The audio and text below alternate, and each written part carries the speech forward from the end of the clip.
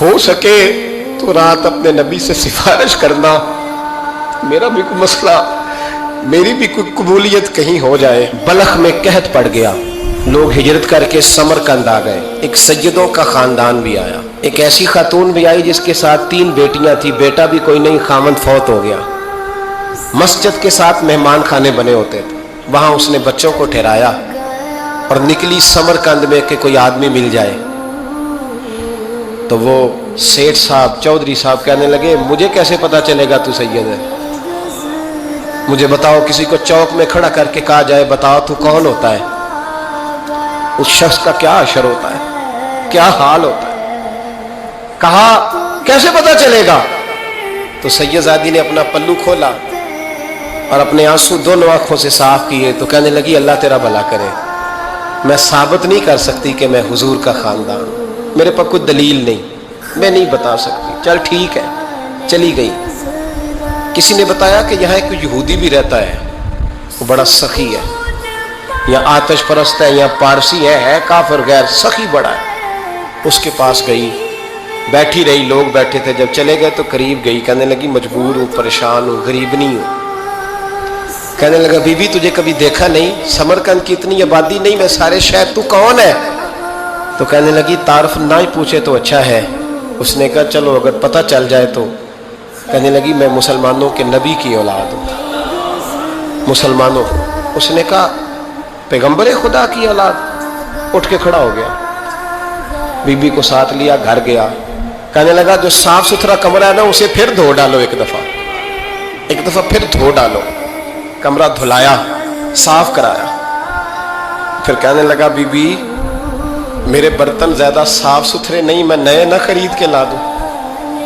پھر نئے برتن لایا، پھر اپنے بچوں سے کہنے لگا اونچا نہ بھولنا، یہ سیدہ فاطمہ کی شہزادیاں آئی ہیں، یہاں کوئی شخص اونچی بات نہ کرے۔ پھر کہنے لگا بی بی جو میرا بالکل طیب اور حلال رزق ہے نا، یہ اس میں سے لنگر ہے، لیکن چونکہ میں غیر مسلم ہوں، مجھے سلیقے نہیں آتے، جیسا تیسا بھی ہو نا اسے قبول کر لینا۔ خاتون کو کہنے لگا یہ گھر ہے، جب تک جی چاہے یہاں رہنا، اور دیکھنا ہو سکے تو رات اپنے نبی سے سفارش کرنا، میرا بھی کوئی مسئلہ، میری بھی کوئی قبولیت کہیں ہو جائے۔ وہ مسلمان کہلانے والا رات کو سویا، کہتے جنت سجی ہوئی ہے، لوگ جنت میں جا رہے ہیں،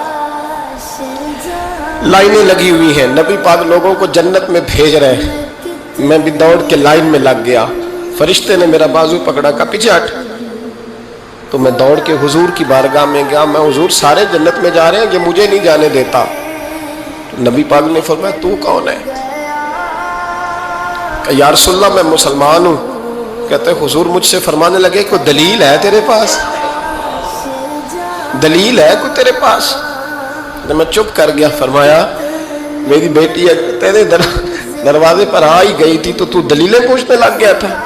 ہم جا دوڑ جا۔ سویرے آنکھ کھلی تو گلیوں میں ڈھونڈتا پھرتا ہے، تلاش کرتا پھرتا ہے، کونے کونے میں جاتا ہے وہ سادات کا گھرانہ کہاں گیا۔ ڈھونڈتے ڈھونڈتے اس غیر مسلم کے دروازے پہ جا کے پہچان لیا تو کہنے لگا خدا کا واسطہ جو تو نے نوکری کی ہے نا ان کی مجھ سے 11 گنا لے لے، یہ سادات کا گھر مجھے دے دے۔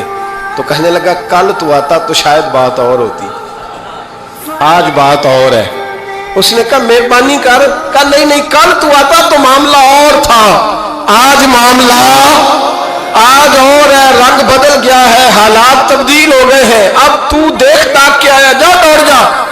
کہنے لگا نہیں مہربانی کر، دے دے، تو غیر مسلم میں تیرا کیا تعلق؟ کہنے لگا چپ کر، غیر مسلم میں کل تک تھا، کل سے سیدوں سے پیار کیا ہے تو میرے حالات سنور گئے ہیں، وہ جو نظارے تو نے رات خواب میں دیکھے ہیں میں نے جاگتی آنکھوں سے دیکھے ہیں، میں نے جاگتی آنکھوں سے۔ اور تو نے کسی مفتی پیر عالم کے ہاتھ پہ کلمہ پڑھا ہے، میں نے رات محمد عربی کے ہاتھ پہ کلمہ پڑھا ہے۔